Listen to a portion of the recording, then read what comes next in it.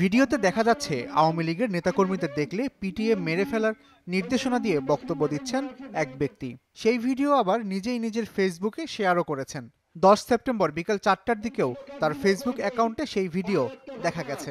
যদি কখনো কোনো আওয়ামী লীগকে দেখেন রাস্তায় পিটিয়ে মারবেন। বক্তব্য দেওয়া ওই ব্যক্তি কুষ্টিয়ার মিরপুর পৌর যুবদলের সাবেক যুগ্ম আহ্বায়ক রফিকুল ইসলাম। 4 সেপ্টেম্বর রাতে মিরপুর উপজেলার নিমতলা বাজারে বিএনপির কার্যালয় উদ্বোধন অনুষ্ঠানে এই বক্তব্য দেন তিনি। সামাজিক যোগাযোগ মাধ্যমে ছড়িয়ে পড়া 1 মিনিট 2 সেকেন্ডের ভিডিওতে দেখা যায় রফিকুল ইসলাম যখন বক্তব্য দেন তখন তার সামনে দলের নেতাকর্মীরা উপস্থিত ছিলেন।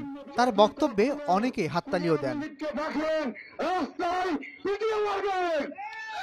রফিকুল ইসলামের মুঠোফোনে ওই বক্তব্যের বিষয়ে জানতে চাইলে রফিকুল ইসলাম মুঠোফোনে জানিয়েছেন নেতাকর্মীদের ধরে রাখতেই এমন বক্তব্য দিয়েছেন তিনি।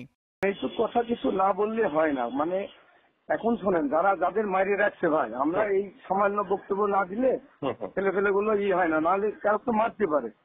এই জন্য আমরা ঠান্ডা রাখছি যাতে কোনো রকমের কোনো বিশৃঙ্খলা না হয়।